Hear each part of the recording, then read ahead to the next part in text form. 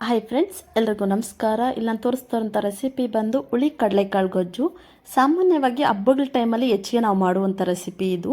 So ಇದನ್ನು ಹೇಗೆ ಮಾಡೋದು ಅಂತ ತೋರಿಸ್ಕೊಡ್ತೀನಿ. ಸೊ ಬಿಫೋರ್ ಈಗ ನಾನು ಮಾಡ್ತಾ ಇರುವಂಥದ್ದು ಇವತ್ತು ನೈಟ್ ಆಗಿರೋದ್ರಿಂದ ಎಸ್ಟರ್ಡೇ ನೈಟ್ನೇ ನಾನು ಕಾಳನ್ನ ನೆನೆಸ್ಕೊಂಡಿದ್ದೆ. ಸೊ ಅದು ಕಂಪ್ಲೀಟಾಗಿ ನೆಂದಿದೆ.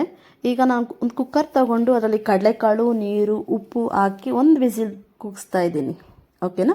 ಸೊ ಆಮೇಲೆ ಬಂದು ಇದಕ್ಕೆ ಬೇಕಾಗಿರುವಂಥ ತರಕಾರಿ 2 ಬದನೆಕಾಯಿ, 6 ಟೊಮೆಟೊ ಮತ್ತು 2 ಆಲೂಗಡ್ಡೆ. ಇಷ್ಟಾದರೆ ಸಾಕಾಗತ್ತೆ. ಸಣ್ಣ ಸಣ್ಣ ಕಟ್ ಮಾಡ್ಕೋಬೇಕು. ಇದ್ರ ಜೊತೆಗೆ ಕೊಬ್ಬರಿ ತುರಿನೂ ಬೇಕಾಗತ್ತೆ. ಓಕೆನಾ. ನೀವು ಕೊಬ್ಬರಿ ತುರಿನೂ ಅಷ್ಟೇ ಅದನ್ನ ಇಟ್ಕೊಂಡಿದ್ರೆ ಟೇಸ್ಟ್ ಚೆನ್ನಾಗಿರುತ್ತೆ ಅಂತ ಅಷ್ಟೇ.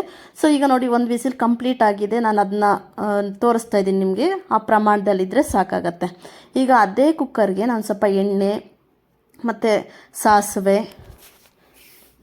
ಒಂದು ಸ್ವಲ್ಪ ಕರಿಬೇವು, ಅದ್ರ ಜೊತೆಗೆ ಈರುಳ್ಳಿ ಮತ್ತು ಒಂದು ಸ್ವಲ್ಪ ಶುಂಠಿ ಬೆಳ್ಳುಳ್ಳಿ ಪೇಸ್ಟು, ಇದನ್ನೆಲ್ಲ ಕಂಪ್ಲೀಟಾಗಿ ಒಂದು 3/4 ಭಾಗದಷ್ಟು ನಾನು ರೋಸ್ಟ್ ಮಾಡಲಿಕ್ಕೆ ಬಿಡ್ತಾಯಿದ್ದೀನಿ. ಈಗ ನೀವು ನೋಡ್ಬೋದು, ನಾನು ತೋರಿಸ್ತಾ ಇದ್ದೀನಿ ನಿಮಗೆ. ಅದ್ರ ಜೊತೆಗೆ ನಾನೊಂದು ಸ್ವಲ್ಪ ಪುದೀನ ಆ್ಯಡ್ ಮಾಡಿದ್ದೀನಿ. ಸೊ ಪುದೀನ ಆ್ಯಡ್ ಮಾಡೋದ್ರಿಂದ ಆ ಫ್ಲೇವರ್ ಚೆನ್ನಾಗಿರುತ್ತೆ ಅಂತ. ಸೊ ನೀವು ಹೆಚ್ಚಿಗೆನೂ ಹಾಕ್ಕೋಬೋದು. ತುಂಬ ಜಾಸ್ತಿ ಫ್ಲೇವರ್ ಬರೋದ್ರಿಂದ ಚೆನ್ನಾಗಿರೋದಿಲ್ಲ.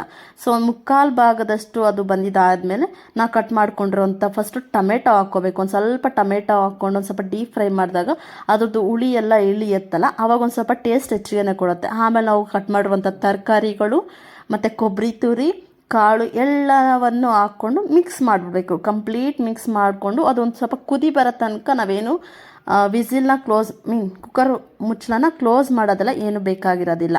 ಆ ಟೈಮಲ್ಲಿ ನಮ್ಗೆ ಏನೇನೆಲ್ಲ ಬೇಕು, ಒಂದು ಸ್ವಲ್ಪ ಧನಿಯಾ ಪೌಡ್ರು, ನಮ್ಮ ಮನೆಯಲ್ಲೇ ಮಾಡಿರುವಂತಹ ಸಾಂಬಾರು ಪೌಡ್ರು, ಒಂದು ಸ್ವಲ್ಪ ಅರಿಶಿಣ, ಇದು ರುಚಿಗೆ ತಕ್ಕಷ್ಟು ಉಪ್ಪು, ಇಷ್ಟೆಲ್ಲ ಹಾಕ್ಕೊಂಡು ಕಂಪ್ಲೀಟಾಗಿ ಕಲಿಸ್ಬಿಟ್ಟು ಆಗ ಒಂದು ಸ್ವಲ್ಪ ನಮಗೇನಾರು ನೀರೇನೋ ಕಡಿಮೆ ಇದೆ ಅಂತ ಅನಿಸ್ದಾಗ, ಯೂಶ್ವಲಿ ನೀರು ಹಾಕಿರೋದಿಲ್ಲ, ಬಟ್ ಅದು ಟೊಮೆಟೊ ಎಲ್ಲ ಹಾಕ್ಕೊಂಡಿರ್ತೀರಲ್ವ, ಆ ನೀರು ಬಿಟ್ಕೊಳ್ತಾ ಇರುತ್ತೆ. ನೀವು ನೋಡ್ಬೋದು, ನಾನು ತೋರಿಸ್ತಾ ಇದ್ದೀನಿ. ಸೊ ಆಮೇಲೆ ನಿಮಗೆ ಎಷ್ಟು ಬೇಕೋ ಅಷ್ಟು ನೀರು ಹಾಕ್ಕೊಂಡು ಅದನ್ನು ಒಂದು ಸ್ವಲ್ಪ ಕಂಪ್ಲೀಟಾಗಿ ಕಲಿಸ್ಬಿಟ್ಟು ಆಮೇಲೆ ಟೇಸ್ಟ್ ಮಾಡ್ಕೊಂಡಿದ ನಂತರ ಒಂದು ವಿಸಿಲ್ಗೆ ಬಿಡಬೇಕಾಗತ್ತೆ. ಓಕೆನಾ. ನೋಡಿ, ನನಗಿಲ್ಲಿ ಉಪ್ಪು ಕಮ್ಮಿ ಆಗಿದೆ, ಉಪ್ಪನ್ನ ನಾನು ಸೇರಿಸ್ಕೊಂಡಿದ್ದೀನಿ. ಅದೇ ರೀತಿ ನಿಮಗೂ ಅಷ್ಟೇ ಏನು ಕಮ್ಮಿ ಆಗಿರುತ್ತೋ ಅದನ್ನು ನೀವು ಹಾಕ್ಕೊಂಡು ಕಂಪ್ಲೀಟ್ ಒಂದು ವಿಸಿಲ್ಗೆ ಬಿಡಬೇಕು.